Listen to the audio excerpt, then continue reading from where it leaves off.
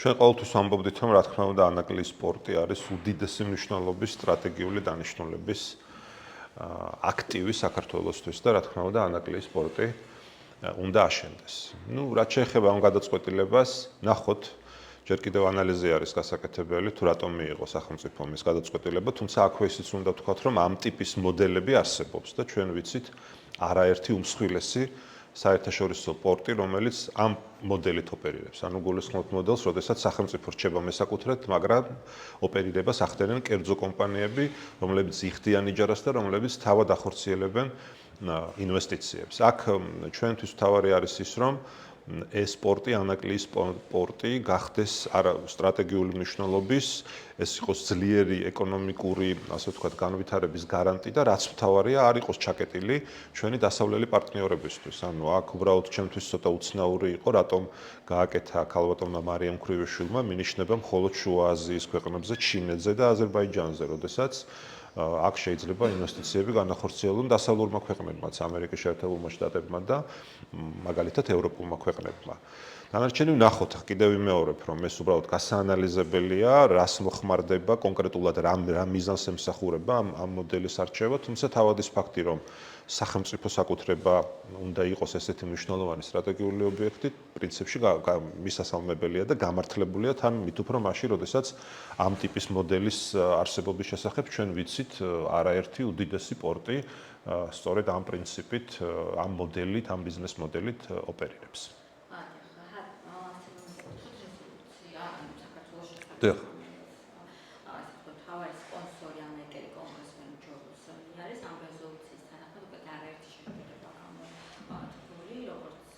მათ შორის 2024 წლის საპარლამენტო არჩევნებთან დაკავშირებით, ასევე სხვადასხვა საკანონმდებლობასთან დაკავებულებთან დაკავშირებით, როგორ შეეხება აი ამ რეზოლუციას? ვისი ინიციირებულიც არ უნდა იყოს ეს რეზოლუცია, ფაქტი ერთია, რომ ამ რეზოლუციაში მოყვანილი ფაქტები არის სიმართლე. და ფაქტი ერთია, რომ განსაკუთრებით ბოლო 4-5 წლის განმავლობაში ოცნების პირობებში საქართველოში გვაქვს დემოკრატიული უყუსლვა და საქართველოში არ არის დაცული ადამიანის უფლებები და კანონის უზენაესობა. ეს არის ფაქტი.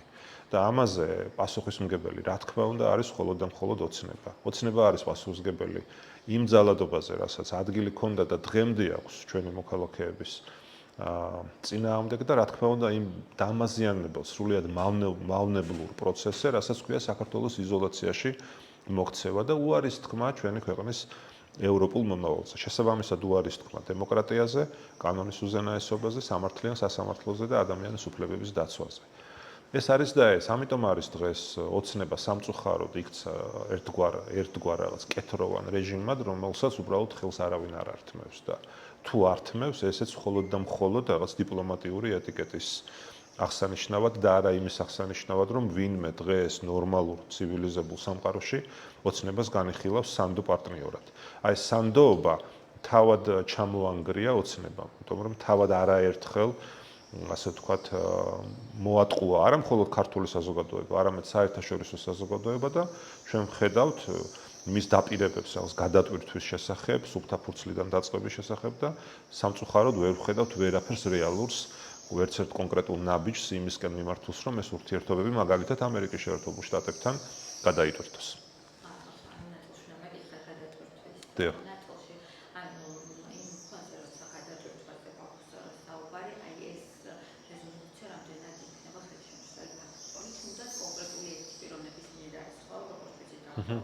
თუ რამე ამერიკის შეერთებულ შტატებთან ურთიერთობის გადატვირთვის ხელისშემშლელი ფაქტორი თუ არსებობს, პირველი და ერთადერთი ფაქტორი, ეს არის თავად ოცნება.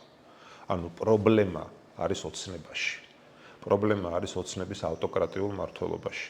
რადგან ყველამ კარგად ვიცით, რა დონეზე იყო სტრატეგიული ურთიერთობა ამერიკის შეერთებულ შტატებთან სულ რაღაც 4-5 წლის წინ და რა დონეზე არის დღეს ოცნების და ირაკლი კობახიძის პრემიერობის პირობებში.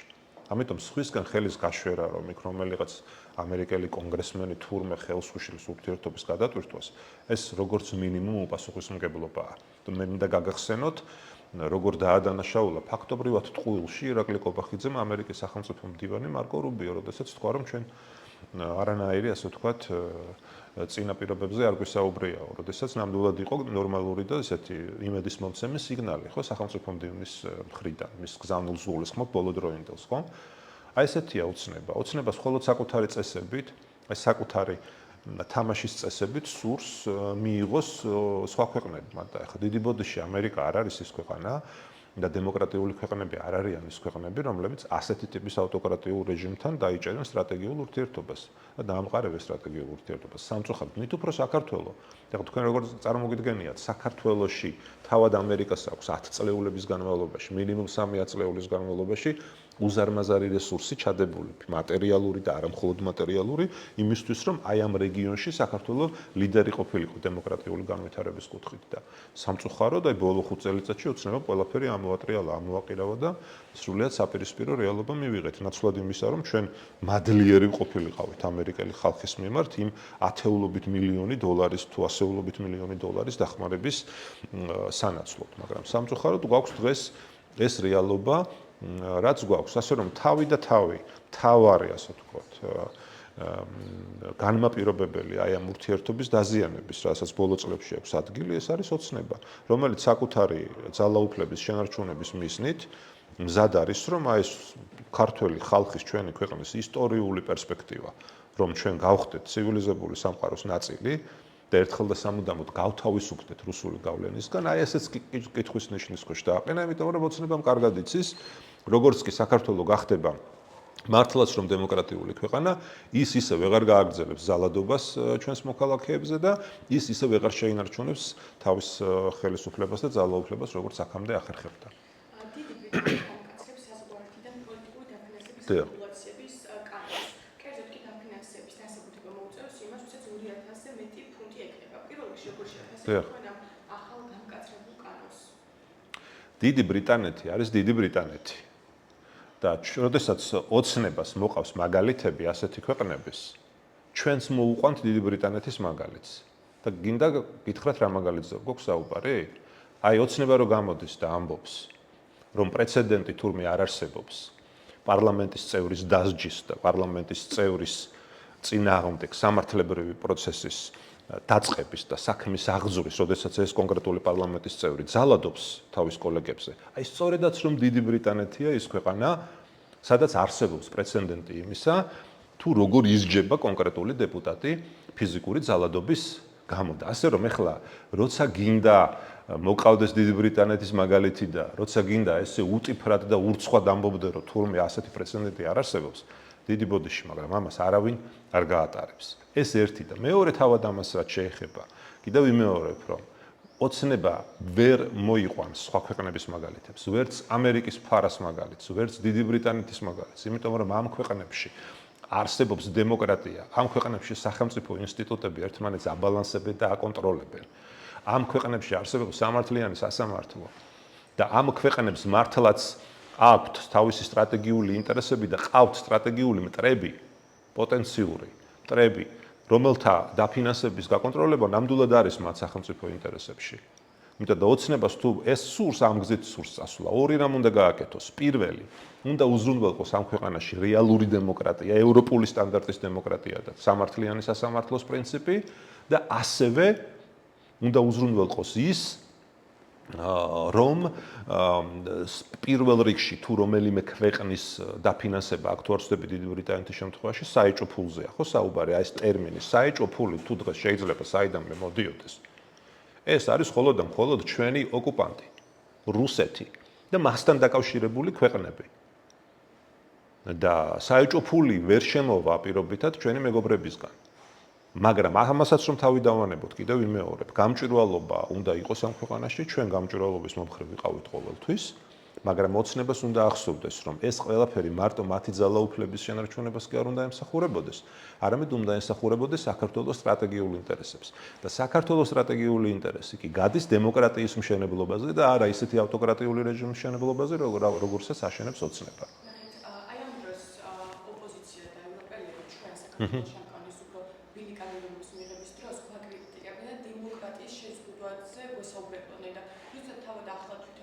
შეიძლება ეს საქართველოს დემოკრატიის შეზღუდვა იყოს სხვა ქვეყნებისთვის არა? შეიძლება ეს იყოს საქართველოსთვის დემოკრატიის შეზღუდვა, იმიტომ რომ საქართველოს ხელისუფლებაში დღეს არის ავტოკრატიული რეჟიმი, რომელიც ასეთ კანონებს იყენებს დემოკრატიის შეზღუდვისთვის. ეს არის ძირეული სხვაობა. თორემ საქართველო რომ ზუსტად ისეთივე დემოკრატიული ქვეყანა იყოს, როგორც ამერიკა, როგორც დიდი ბრიტანეთია, მაშინ პირდაპირ დაგეთანხმებოდით და გეტყოდით, რომ კი ბატონო, ეს ასეა. მაგრამ სამწუხაროდ ძალიან დიდი სხვაობა გვაქვს და ვერ შედარდება საქართველო დიდ ბრიტანეთს. ვერ შედარდება დღევანდელი საქართველო სამწუხაროდ ამერიკის შეერთებულ შტატებს. ჩვენ რომ მივაღწევთ ამ დონის დემოკრატიას, მაშინ შეგვიძლია ვიმსჯელოთ იმაზე, ერთი და იგივე კანონი, რატომ არის მიუღებელი საქართველოში და რატომ არის მისაღები ამერიკაში ან დიდ ბრიტანეთში. და იმ კანონთან დაკავშირებით რომ მითხრათ, მაშინ ორი სხვა თქვენ როგორ აფასებთ დიდ ბრიტანეთში ამ კანონის მიღებას? დიდ ბრიტანეთში, დიდი ბრიტანეთის სტრატეგიული ინტერესებიდან გამომდინარე და იმ დემოკრატიული ინსტიტუტების და ზოგადად დემოკრატიის არსებობიდან გამომდინარე ამ კანონში პრობლემას ვერ ვხედავ. მაგრამ ის არის დიდი ბრიტანეთი, ის არის ბრიტანული კონტექსტი და ამ კონტექსტის შედარება საქართველოს კონტექსტთან მით უფრო მანამ სანამ ჯერ კიდევ ოცნება არის ხელისუფლებაში, უბრალოდ არასწორია როგორც მინიმუმ. დიახ.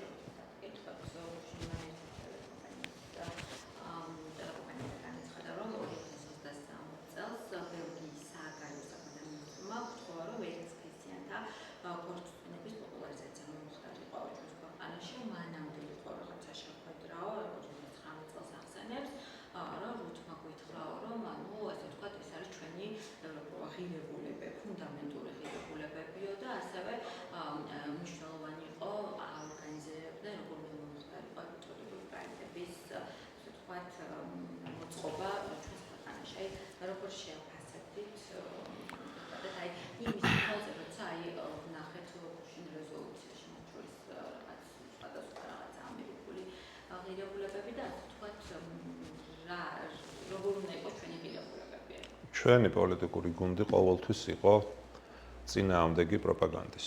მით უფრო ისეთი თემის, რაც ეხება LGBT თემის პროპაგანდას. აქ მთავარი არის სხვა რამე. მთავარი არის ის, რომ ამ თემის გამოყენებით უბრალოდ ოცნება ცდილობს კიდევ ერთხელ დაამძიმოს და უფრო მეტად მტრის ხატი შექმნას ჩვენი საზოგადოების თვალში, ჩვენი ევროპული მომავლიდან და ევროპული სივრციდან. ეს არის დიდი პრობლემა. თორე რა თქმა უნდა, აქ სახელმწიფო უნდა იყოს პრინციპული. და რა თქმა უნდა, არც ერთი ქართველი საქართველოს მოსახლეობის უმრავლესობა არ დაეთანხმება ამ წინაპირობას. რა თქმა უნდა, არ დაეთანხმება, მაგრამ ეს იმას არ ნიშნავს, რომ ამის გამო გამოვიდეს ახლა ოცნება და იძალადოს ადამიანებზე ჯიბის სასამართლო შექმნას და იქვემდებაროს თავიდან ბოლომდე პროკურატურა და ყველა საგამოძიებო სტრუქტურა გააუქმოს უბრალოდ არჩევნები. ეს ამას არ ნიშნავს. ამიტომ ოცნება რომ დღეს იყოს პრინციპული და ღირსეული ხელისუფლება, მან რა თქმა უნდა იაროს ევროპული ინტეგრაციის გზით, რა თქმა უნდა, შეასრულოს ყველა ის ძირითადი უფლება, რაც ეხება ადამიანის უფლებებს, კანონის უზენაესობას, სამართლიან სასამართლოს და ზოგადად დემოკრატიის განვითარებას, მაგრამ ამავე დროს თქვას, რომ რა თქმა უნდა, ვერანაირი დათმობა LGBT პროპაგანდის კუთხით ვერ იქნება და არ იქნება ჩვენს ქვეყანაში. თქვენ გინახავთ სადმე ოცნების ასეთი პრინციპული განცხადება, ერთ-ერთი რასაც ოცნება აკეთებს, პირიქით ამ თემას იყენებს იმისთვის, რომ აქეთ დაესხას თავს ევროკავშირს. მაგრამ ეს არ გამორიცხავს იმას, რომ ოცნებამ შეასრულოს მართლაც რომ ძირითადი, ასე ვთქვათ, ღირებულებები და ფუნდამენტური ღირებულებები და ვალდებულებები, რაც მას აქვს აღებული ევროკავშირის წინაშე, როდესაც საქართველო გახდა კანდიდატი ქვეყანა. და თქვენ მანახეთ ერთი პუნქტი მაინც, როდესაც საქართველო გახდა კანდიდატი ქვეყანა და იქ ევროკავშირი ჩვენგან ითხოვდა, ან ოფიციალურად ითხოვს, არ ვიცი, LGBT პროპაგანდას. რა თქმა უნდა, ეს ასე არ მოხდება. რა თქმა უნდა, ამ ქვეყანაში ვისი მოთხოვნაა ახლა თქვენ რა განცხადებაზეც საუბრობთ, რაღაცა ცოტა ჭორაობას უფრო გავს ახლა კი ბატონო, ამ ადამიანის ასე ვთქვათ, მე ეჭვისკაშ კი არ ვაყენებ მის ნათქვამს კი ბატონო, მაგრამ ახლა ეს უბრალოდ საუბრების გარეთ საჯაროდ გამოტანაა და ეს არ არის ოფიციალური, ასე ვთქვათ, პოზიცია, ხო ასეა, ხო დამეთანხმებით, ანუ უბრალოდ როგორც მე ვიცი, საუბრობს ბატონი ანდრია ჯაღმაიძე, მამა ანდრიაც საუბრობს უბრალოდ რაღაც კონკრეტულ პირად საუბრებზე. მაგრამ სხვა არის ოფიციალური პოზიცია. როდესაც საქართველო გახდა კანდიდატი ქვეყანა, აქ არ ყოფილა არანაირი მოთხოვნა რაღაც განსაკუთრებული პროპაგანდის LGBT. LGBT თემის პირიქით ჩვენც ყოველთვის ამას ვამბობდით, რომ დაუშვებელი იქნება ამ ქვეყანაში ამ ტიპის პროპაგანდა. მაგრამ ადამიანის უფლებები დაცული უნდა იყოს, რა თქმა უნდა, და არავის არ უნდა კონდეს უფლება ამ ქვეყანაში განსხვავებული აზრის და განსხვავებული შეხედულების, მათ შორის განსხვავებული სექსუალური ორიენტაციის მქონე ადამიანებზე ძალადობის უფლება არავის არ აქვს. რა თქმა უნდა. მაგრამ მეორეს მხრივ არც პოპულარიზაციის და პროპაგანდის უფლება უნდა მივცეთ ვინმეს. ვით უფრო დაკანონებაზე ხო საერთოდ არ არის საუბარი. ეს არ არის ევროკავშირის მასშტაბით არსებული ნორმა. თქვენ კარგად იცით, რომ ეს მხოლოდ რამდენიმე სახელმწიფოში არის მეტნაკლებად ლიბერალური პოლიტიკა LGBT თემასთან დაკავშირებით. ევროკავშირი პირველ რიგში რაც არის, ეს არის კანონი, დემოკრატია, ადამიანის უფლება და თავისუფალი სასამართლო.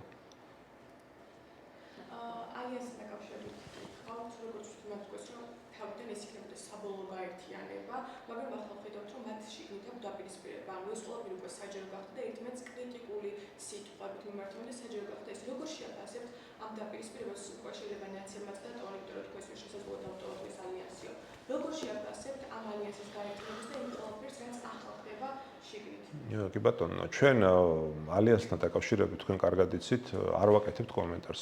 ერთადერთი მიზეზის გამო, უბრალოდ არ არის საინტერესო ჩვენთვის ეს პროცესები, რაც იქ მიმდინარეობს. ჩვენ თქვით, რომ და კარგად იცით, არაერთხელ გვითქვამ საქამდეც, რომ ნაციონალური მოძრაობა იქნება ალიანსში თუ არ იქნება ალიანსში, ნებისმიერ შემთხვევაში ჩვენთვის წითელი ხაზია. ისევე როგორც წითელი ხაზია ნაციონალური მოძრაობის ნებისმიერი განაყოფი და ალიანსში კი მოგეხსენებათ უმრავლესობა ნაციონალური მოძრაობის ყოფილი წევრები არიან. და კიდევ იმ მთავარი მიზეზის გამო არ ვაკეთებთ კომენტარს და არ არის ეს ჩვენთვის საინტერესო, რომ ამ პროცესებს არანაირი კავშირი ჩვენი ქვეყნის მოქალაქეების პრობლემების გადაჭრასთან არ აქვს. არ აქვს არანაირი კავშირი. ახლა თქვენ ფიქრობთ, რომ რომელიმე მოქალაქისთვის საინტერესოა, ვინ იქნება ნაციონალური მოძრაობის თავმჯდომარე, ან იქნება თუ არა ეს პარტია რომელიმე ალიანსის წევრი. მე მგონია, რომ ჩვენს მოქალაქეებს უსხა პრობლემები აქვთ. პირველ რიგში ეს უკავშირდება მათ პენსიებს, მათი სოციალური დაცვის პაკეტს და ასე შემდეგ, რაზეც ჩვენ მუშაობთ და კარგად იცით, რომ ჩვენი ყოველდღიური საზრუნავი ეს არის. როგორ მოვახერხოთ ამ პირობებშიც კი, ოდესაც ოცნებას აქვს მიტაცებული ხელისუფლება, რომ მაქსიმალურად დავიცვათ ჩვენი ქვეყნის მოქალაქეების, მათ შორის ეკონომიკური და სოციალური ინტერესები და ეხლა შესაბამისად, ოდესაც პროცესი არის ისეთი, რომელსაც არ აქვს კავშირი ამასთან. არც ანექსიასთან, არც ჩვენ საგარეო პოლიტიკასთან, არც შიდა პრობლემებთან და ამ დროს უბრალოდ მხოლოდ პარტიული ინტერესებზეა აგებული ახლა. ეს ჩვენთვის უბრალოდ არ არის საინტერესო და დიდი ბოდიში მათთან, მაგრამ ნამდვილად ვერ გავაკეთებთ კომენტარს ამ თემაზე. ნაციონალთან დაკავშირებითაც კითხავთ ერთთან შიგნით უკვე ნაციონალური მოძრაობის დაპირისპირება არის, მაგალითად მიხეილ საკაშვილი ამბობს, რომ ახალი თავმჯდომარე ნანუკა ჟორჟოლიანი უნდა იყოს, მაგრამ ნანუკა ჟორჟოლიანი ნაცებს არასწორ ქმედებად უწოდებს, რომ არ დატოვეს ალიანსი. აი ზოგადად ნაცებშიც რომ ეს დაპირისპირება არის შიგნით, ასევე თინა ბოგუჩოვამის გადაცემაში თქვა, რომ ლევან ხაბეიშვილმა ამ ჯანმრთელობის გამო არ დაუტოვებია თავმჯდომარეს ის კანდიდატურა. აი როგორ შეფასთ ამ ყველაფერს თქვენ, აი რაც ახლა ნაცებში ხდება? და აქ ნანუკა ჟორჟოლიანის თემასთან დაკავშირებით არის საკითხი თქვა ამ თემაზე, რომ სამიმედლებს უნდა იყოს შუამავალი ხალხსა და მისას შორის პოლიტიკური ლიდერები, რომლებიც კანდიდატურა ამიტომაც სამწუხაროდ უნდა იყოს ნიშა და ასე შემდეგ არ ვიცი, ნებისმიერი პოლიტიკური პარტია, ვისაც დღეს ინტერესი და ფოკუსი გადააქვს ჩვენი ქვეყნის მოქალაქეების დიდი პრობლემებიდან, ეკონომიკური პრობლემებიდან, ოცნების რეჟიმის დანაშაულებრივი ქმედებებიდან, მათ შიდა კინკლაობაზე და ცდილობს, რომ ამით ხელი შეუწყოს ოცნებას, რომ საზოგადოების ინტერესი განაწილდეს და გავრცელდეს არა იმ მთავარ პრობლემაზე, რაც არის დღევანდელი ოცნების მმართველობა, არამედ რომელიმე პარტიის შიდა კინკლაობაზე, არის მხოლოდ და მხოლოდ უპასუხისმგებლობა. ეს არის ჩვენი კომენტარი. სხვა დანარჩენი ერთმანეთში გაარკვიან, ჩვენ არც ის გვაინტერესებს, ვინ იქნება ამ პარტიის თავმჯდომარე, არც ის გვაინტერესებს, რა როლი ექნება მას, კოორდინატორის თუ შუამავლის, არ ვიცი როგორ იყო ნათქვამი. და ეს არ არის ჩვენთვის საინტერესო კიდევ მეორე. ერთადერთი არა მხოლოდ ამ პარტიას, არამედ ყველა პარტიას მოუწოდებთ, რომ თუ დღეს საზოგადოების ყურადღება მათ სურთ მიიქციონ, ერთადერთი რითიც შეიძლება მიიქციონ, ეს არის ბრძოლა ოცნების რეჟიმის წინააღმდეგ და ბრძოლა იმ პრობლემების წინააღმდეგ, რაც ოცნების დანაშაულებრივი რეჟიმის საქმიანობის გამო უხვად აქვთ დაგროვილი ჩვენი ქვეყნის მოქალაქეებს. ამ პროცესებთან დაკავშირებით ჩვენ კომენტარს და შეფასებებს გავაკეთებთ. სხვა დანარჩენთან დაკავშირებით, მით უფრო ისეთ კინკლაობასთან და შიდა რაღაცა კომუნიკაციასთან და მათი ვერბალურ, ასე ვთქვათ, ენასთან და ესთეტიკასთან და ეთიკასთან დაკავშირებით ჩვენ კომენტარს არ გავაკეთებთ, იმიტომ რომ ეს საინტერესო არ არის და ეს არ არის ჩვენი ქვეყნის, ჩვენი კი არა, ჩვენი ქვეყნის და ხალხის პრიორიტეტი. ამაზე ჩვენ დროს არ დავხარჯავთ. უცხოეთი პროტესტის მონაწილეებმა ღიაბურების კავშირსა და ევროკავშირის წევრ სახელმწიფოებს მიმართეს, ისინი საპროტესტო აქციების დროს მომხდარ დეტალებზე საუბრობენ, მაგალითად, მშვიდობიანი დემონსტრაციების დროს სამართალდამცავების მხრიდან მიტინგების მიმართ ძალადობაზე. როგორ აღესეთ ამ ღიაბურების მიმართვის გამზრდება რა მოლოდინები გაქვთ? როგორ გიქნებთ? რა თქმა უნდა, იმ ფონზე, როდესაც თითქმის 2 წელი გადის ამ დანაშაულებრივი აქტის შემდეგ, რასაც ადგილი ჰქონდა 2024 წლის ნოემბერ-დეკემბერში, მშვიდობიანი დემონსტრაციების დარბევის დროს და როდესაც მხოლოდ 5 სპეცრაზმელი არის დასჯილი და ამ დროს ნაწამები და ნაცემია 400-ზე მეტი ადამიანი, ბუნებრივია ეს არათუ აჩენს უსამართლობის გრძნობას, არამედ ეს არის დადასტურებული უსამართლობა, რასაც დღეს ადგილი აქვს ჩვენ ქვეყანაში. მით უფრო იმ პირობებში, რაც ვნახეთ, აი 10 დღე გადის პარლამენტში მომხდარი ჩვენი გუნდის წინააღმდეგ განხორციელებული ორგანიზებული ფიზიკური თავდასხმიდან. და თურმე ეს თავდასხმა, რაც ჩვენი გვიხილეთ, რომელიც დადასტურებულია რომ იყო ორგანიზებული, ეპატიებად გარკვეულ პარლამენტის წევრებს, იმიტომ რომ ისინი თურმე ბატონი მამუკა მდინარაძის მეგობრები არიან. და ამ დროს ელემენტარული დანაშაულის გამო დღეს ადამიანები სასჯელს უნდა იხდიდნენ საპატიმროებში. ეს არის ის უსამართლობა, რაც დაამკვიდრა ოცნებამ და ამ უსამართლობის გამო, რა თქმა უნდა, ოცნებას ძალიან მწვავედ მოუწევს პასუხისგება. იმიტომ რომ ჩვენ დღეს აი პარლამენტში მომხდარ ინციდენტზე არ ვაგრძელებთ პრინციპულ მოთხოვნას, რომ პროკურატურამ დაიწყოს გამოძიება, არა იმიტომ, რომ ეს ჩვენ გვეხება.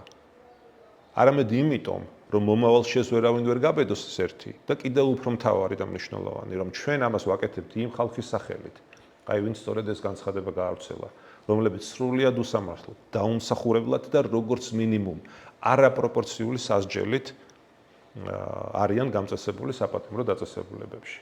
ქალბატონი მზია ამაღლობელი და ნებისმიერი სხვა პოლიტპატიმარი, რომელსაც მართლაც რაღაცა მცირედი გადაცდომის გამო უწევს ოცნების აი ამ მოძალადე რეჟიმის პირობებში სასჯელის მოხდა. ამიტომ ჩვენ ვაგრძელებთ ბრძოლას, ჩვენ ვიქნებით პრინციპულები, კიდევ მეორე, არა მხოლოდ იმიტომ, რომ ეს ჩვენ უფლებებს ეხება, არამედ იმიტომ, რომ ვერავინ ვეღარ გაბედოს მომავალში ეს და აი ამ ადამიანებს კი ამ დანაშაულის ორგანიზატორებს, წამგზავრებლებს და თანამონაწილეებს პირდებით, რომ არც თუ ისე შორს არის ის დრო საქართველოში, როდესაც იქნება სამართლიანი სასამართლო, როდესაც იქნება მიუკერძოებელი და მოუკიდებელი პროკურატურა, რომელიც აი ზუსტად ისე როგორც დიდ ბრიტანეთში მოხდა, ზუსტად ისე როგორც საბერძნეთში, სამხრეთ კორეაში, სენეგალშიც კი მოხდა, აი ზუსტად ისე გაასამართლებს იმ მოძალადე დეპუტატებს, რომლებსაც აი ის დრო რომ რა დროზეც მე ვსაუბრობ, იმ დროში არავის აღარ ასე ვთქვათ, ეკნება იმის გარჩევის არც სურვილი და არც უფლება, ვინ მამუკა მდინარაძის მეგობარია და ვინ კიდე სხვა მაღალჩინოსის მეგობარია. აი ეს იქნება დრო, როდესაც კანონი იქნება კანონი და ყველა იქნება ვალდებული დაემორჩილოს ამ კანონს. ბაჩო ახლა ეს საკითხთან დაკავშირებით განაჩენია გამოცხადდეს თავად საქმის როგორ არის თუ არა პოლიტიკურად მოტივირებული. ძალიან მოკლე კომენტარი მექნება ბაჩო ახალაიას საქმესთან დაკავშირებით. ოცნების პირობებში არა მხოლოდ ეს კონკრეტული საქმე, არამედ ყველა საქმე არის პოლიტიკურად მოტივირებული, რომელიც ეხება ოცნების პოლიტიკურ ოპონენტებს. უკლებლივ ყველა. მაგრამ მეორეს მხრივ ეს არ ამართლებს კონკრეტულად ბაჩო ახალაიას საქციელს, თუმცა თქვენ კარგად იცით, ჩვენ როგორი მწვავე პოზიცია გვაქვს 4 ოქტომბერთან დაკავშირებით და ჯერ ხა არ მინდა რა თქმა უნდა პრეზუმპცია დავარღვიო უდანაშაულობის, მაგრამ ფაქტია და ჩანს, რომ ეს ადამიანი მონაწილეობდა ამ პროვოკაციის მოწყობაში თუ ორგანიზებაში. ამიტომ ამ საქმეს ორი მხარე აქვს. ერთი ის, რომ რა თქმა უნდა ეს არის პოლიტიკურად მოტივირებული, მაგრამ მეორე ის, რომ რამდენიმე ადამიანი პოლიტიკოსი სამწუხაროდ როგორც ჩანს მიზანმიმართულად თუ შეცდომაში შეყვანილის მდგომარეობაში თუ სასარგებლო იდიოტის მდგომარეობაში ხელს უწყობდა ამ პროვოკაციის მოწყობას, რამაც სასიკეთო არაფერი მოუტანა არც ქვეყანას, არც ოპოზიციას და არც მშვიდობიან პროტესტს. ამიტომ ამ ადამიანებს კიდევ ვიმეორებ. აქვთ გარკვეული წილი პასუხისმგებლობა, მაგრამ ეს ადამიანებიც იმსახურებენ სამართლიან სასამართლოს.